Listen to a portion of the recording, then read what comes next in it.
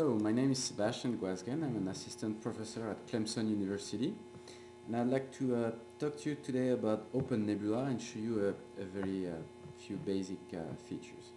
So here I am on a command prompt on a machine that has Open Nebula installed, and Open Nebula has three major command line interfaces. One host list, which gives me the list of hosts in my pool.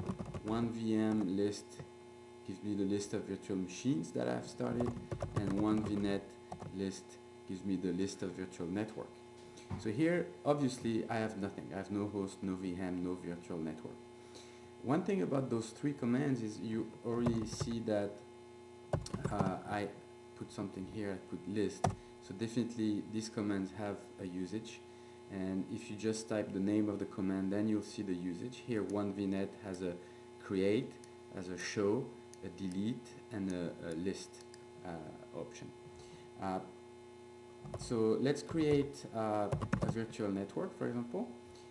It's going to be one VNet create private ips.net, and we'll look at that file later. I created it beforehand. Once it's in there and I do again a one VNet list, I have my virtual network that's now in it with an ID here, ID 1. And if I do a one VNet show 1, I have more details about that virtual network. You see that it's a big list of IP addresses and MAC addresses. It's a private IP addresses, that's why it was called private.net, and it has associated MAC addresses. Okay, so now we have a virtual network. Let's add a host. So if I just type one host, I have the usage for the one host command. Let's add a Zen host. So one host create, and I know that one of my hosts is going to be LXBRL2303. That's the host name. Information manager has to use Zen. The virtual machine manager is Zen, and all the transfers happen over SSH. So this is the command. And now when I do one host list, I have a host there.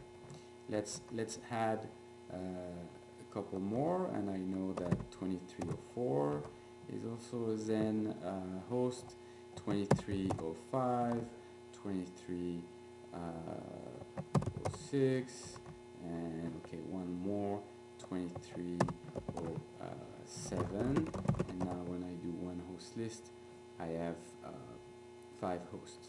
Okay, now let's look at what we are really interested in, which is to start a virtual machine. We see that here I have absolutely no virtual machine running. Again, I can look at the usage, and I can see that I can list the virtual machine in the systems.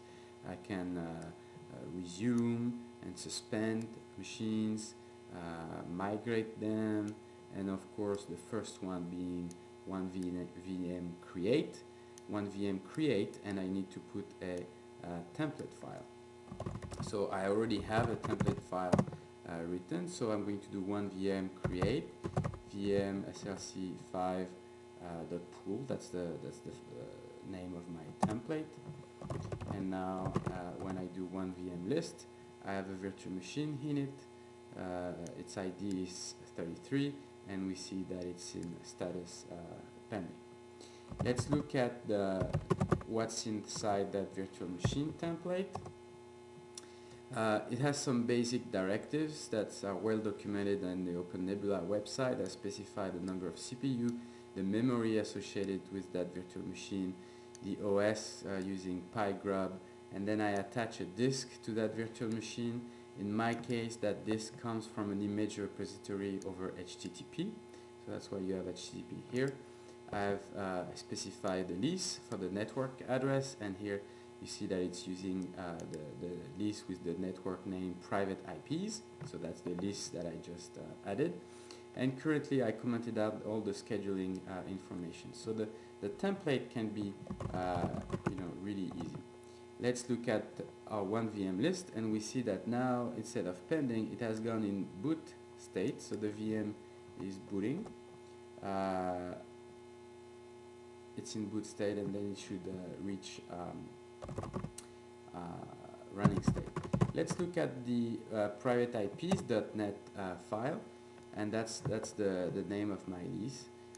You see that it has the name private IPs. It's the fixed type lease, and it's using all those interfaces are going to be attached to the Zen bridge, Zen BR0.